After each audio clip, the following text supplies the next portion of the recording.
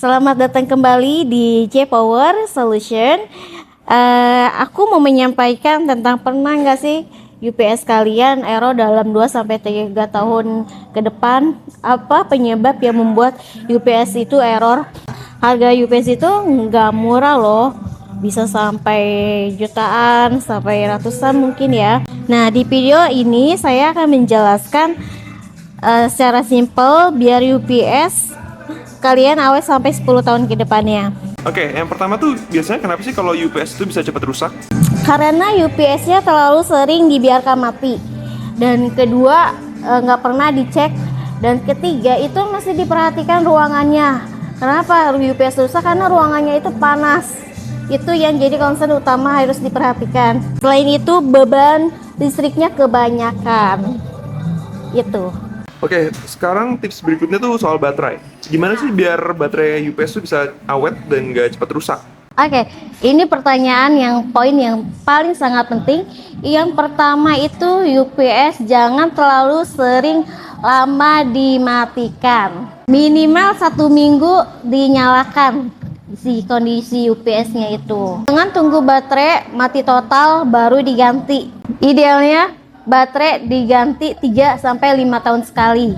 Tergantung tipe UPS-nya dan masa pemakaian si UPS-nya. Sekarang soal suhu, itu suhunya yang aman gimana sih biar UPS-nya juga awet? Yang paling aman itu kita harus memperhatikan kondisi ruangannya itu paling utama udah pasti harus ber-AC dan minimal derajatnya itu 20-25 derajat agar si UPS itu tetap awet dan nggak panas dan nggak cepat rusak. Jadi kalau si UPS itu ditaruh di tempat gudang kalau misalkan itu ruangannya panas itu udah pasti akan menyebabkan UPS itu cepat rusak, cepat baterainya cepat swak. Ruangan berdebu juga udah pasti itu berpengaruh. Karena itu bikin cepat si UPS-nya itu kotor dan apalagi tanpa di maintenance UPS-nya itu udah pasti cepat rusak. Itu yang harus diperhatikan kondisi ruangannya. Yang satu tidak berdebu, kedua ruangannya tidak panas. Yang tadi saya jelaskan itu ruangan AC-nya itu harus 20-25 derajat yang membuat si UPS itu jadinya tetap awet dan bisa dipakai dalam jangka waktu yang panjang. Faktor berikutnya tuh adalah soal beban atau overload. Itu baiknya kayak gimana sih biar kita bisa memanage beban UPS-nya jadi UPS-nya bisa terus awet sampai jangka waktu lama? Oke, kalau untuk UPS-nya sendiri itu sebenarnya tidak boleh menggunakan sampai full load. Yang seperti contohnya kayak 100% itu terlalu berlebihan, nah itu akan membuat si UPS-nya rusak.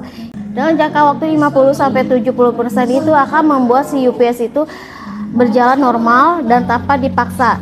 Contoh misalkan UPS 1000 PA. UPS 1000 PA itu bisa digunakan pada perangkat si server, PC atau network.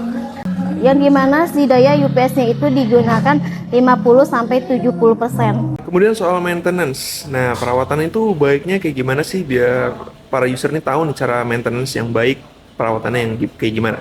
Oke, dalam maintenance UPS itu idealnya itu harus dilakukan pengecekan dalam setahun itu 3-6 bulan sekali agar tahu kondisi UPS-nya. Seperti di display monitoring itu mesti dicek, itu akan mengetahui kondisi UPS-nya, apakah UPS itu alarm, apakah UPS itu perlu diganti baterai, seperti itu. Lalu bisa tes backup listriknya sebentar dan manfaatin yang di monitor yang ada NMC itu monitoring untuk mengecek kondisi si UPS atau beban UPS. Nah, itu NMC itu software monitor apa sih? Network Monitoring Card, yang dimana itu bisa memonitoring kondisi UPS lewat si server. Jadi yang harus UPS-nya menggunakan smart UPS. Itu tips-tips yang bisa saya berikan untuk kondisi UPS-nya. Jangan lupa like, share, subscribe, dan komen. Sampai jumpa di video selanjutnya. Bye-bye.